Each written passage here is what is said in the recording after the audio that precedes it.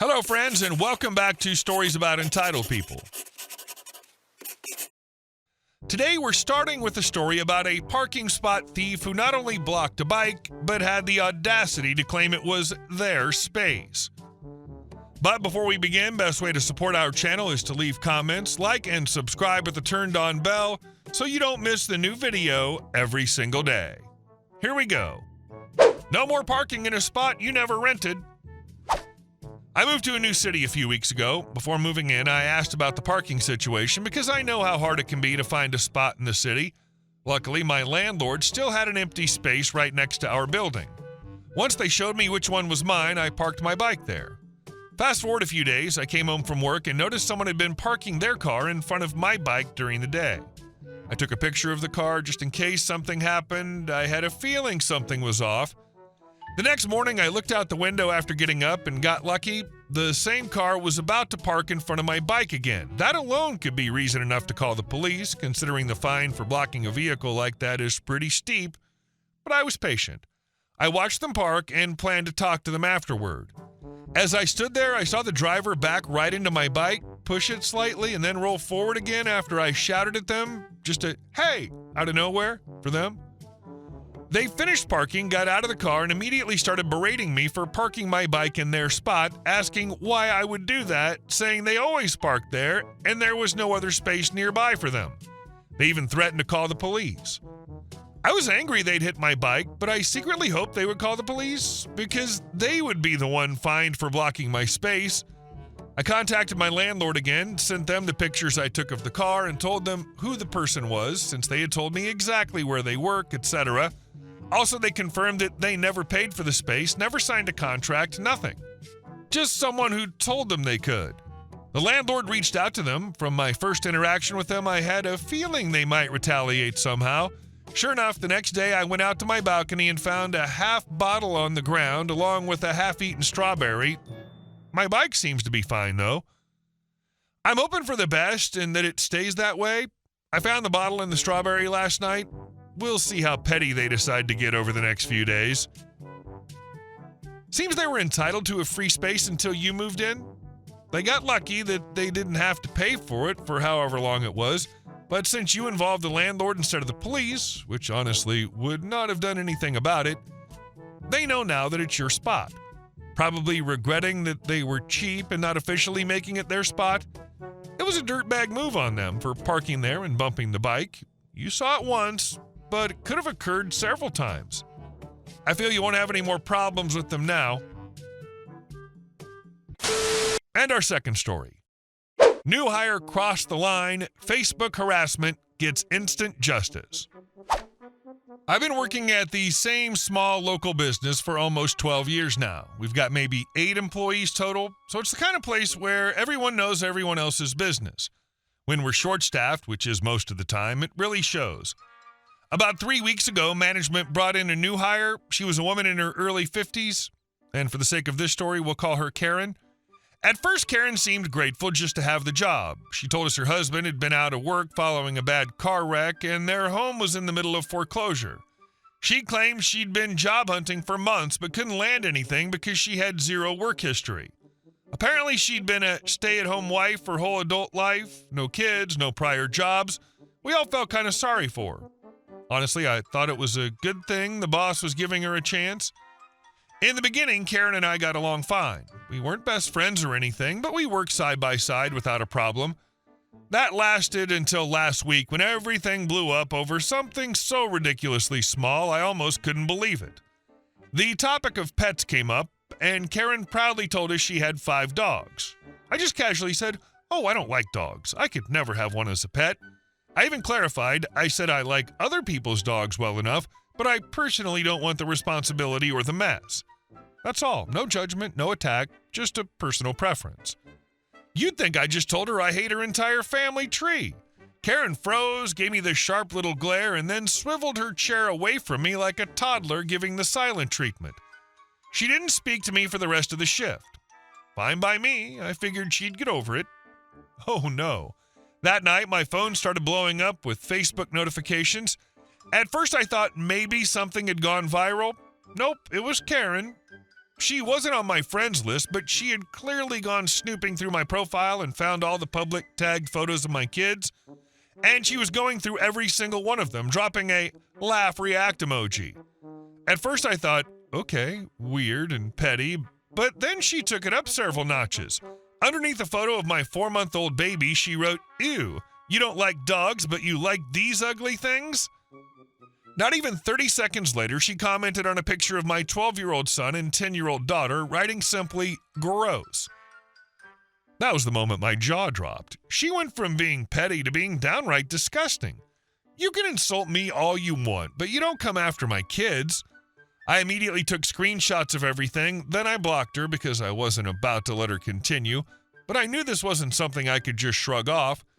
The next morning, I went straight to my boss's office. I handed him my phone with all the screenshots pulled up and said flatly, "Either you fire her right now or I'm gone. I refuse to share a workplace with someone like this." As fate would have it, Karen walked into the office right as I was sitting there. My boss looked at her, then looked back at my phone, and without hesitation said, "Collect your things and leave." She sputtered, "What? Why?" He held up my phone, showing her own vile comments, and said, "This is why." Karen's face turned red. She immediately turned on me, ranting about how I had ruined her life, that she desperately needed the money because her house was about to be foreclosed on, and how nobody else would ever hire her. She actually tried to justify what she did by claiming she just wanted me to feel how she felt when I supposedly attacked her by saying I didn't like dogs. My boss didn't even entertain it. He repeated calmly but firmly, "Get your things, you're done here." So out she went, still muttering about how I was being too sensitive. And our last story. Neighbor keeps stealing power. Canadian winters teach you to adapt. There's no shame in running a block heater and leaving your truck plugged in overnight. If you don't, your engine will laugh at you at minus 20 degrees Celsius. We park in the back alley because the street in front of the house is a nightmare. And so every winter, our truck sits with an extension cord draped out the back and into an outlet. It's ugly, but it's practical. A few weeks ago, I noticed our truck wasn't warm when I went to start it. That was odd. I always plug it in. I looked out the window and saw an extension cord running from our cable across the snow and straight into the yard of the house next door. Someone had actually unplugged our truck to feed whatever electricity vampires live behind that fence. Their yard's a mess. Garbage piles, rusted appliances, stolen recycle bins, 2 of which used to be mine, and enough random junk to start a swap meet. There's no back door. People shout there at all hours. It's that place every neighborhood has, equal parts sloppy, loud, and deliberately antagonistic. The first time I unplugged their cord and tossed it back into their yard, I figured embarrassment would be enough. The next morning, same cord, same route, same audacity. They'd plugged into our power again. That was the point I stopped imagining polite solutions and started thinking about escalation. Still, cutting the cord felt like a provocation I didn't want to invite, so I did the adult thing. I called the non-emergency police line and reported it. Within a couple of hours, a cruiser rolled by and an officer came to knock. I showed him the route the cord took, the unplugged truck, and gave a list of previous complaints that other neighbors had made.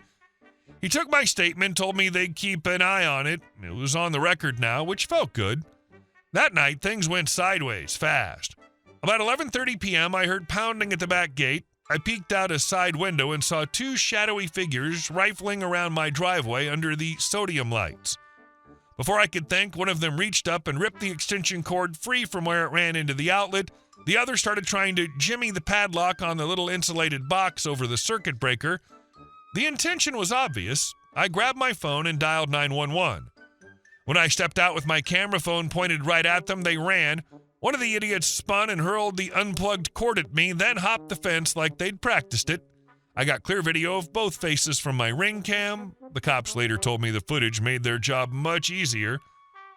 The retaliation didn't stop there. Over the next 2 nights, somebody slashed 2 of my tires, broke 3 of my motion lights, and spray painted a nasty phrase across my garage door. We filed each incident with the police and handed over footage. It was terrifying for about 48 hours. You don't want to be dealing with property vandalism in winter when life is busy, but it also steeled my resolve. I wasn't going to be bullied off my property. What I didn't know was that the officers who had been paying attention to the house next door were quietly building a bigger case. One of the local beat cops had drifted into the alley the day after I reported the cord and spotted suspicious foot traffic to and from the junk pile house at odd hours. Another officer recognized a guy who sold scrap through the same illegitimate channels that often overlap with drug trades. The pieces were starting to click. 2 weeks later, there was a coordinated operation. Officers moved in with a warrant, backed by provincial police and a couple of specialized units.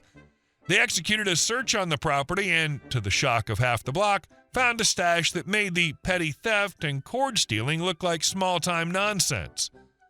Packaged illegal substances, dealer paraphernalia, unregistered firearms, and a surprising collection of stolen goods, including a few of the neighborhood's long-missing recycling bins and a couple of TV sets that matched serial numbers we'd seen on local stolen property reports. The two adults who'd been running the place were arrested on multiple counts: trafficking, possession, theft, and a long list of municipal violation charges for the property itself. The police called the evidence on the resale of stolen property extensive, and the Crown decided to press serious charges. The cord stealing, the night raids on my yard, the intimidation, they all became part of the criminal file.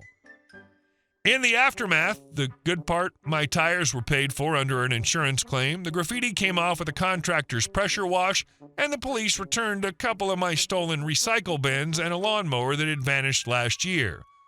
The city finally served a nuisance abatement on the house, and the property is under court-ordered oversight while the case moves through the system. I'm not naive. The legal system moves slow, and I keep my cameras up and my fence bolted every night, but the block feels calmer. People who used to be too scared to call the cops are talking to each other again.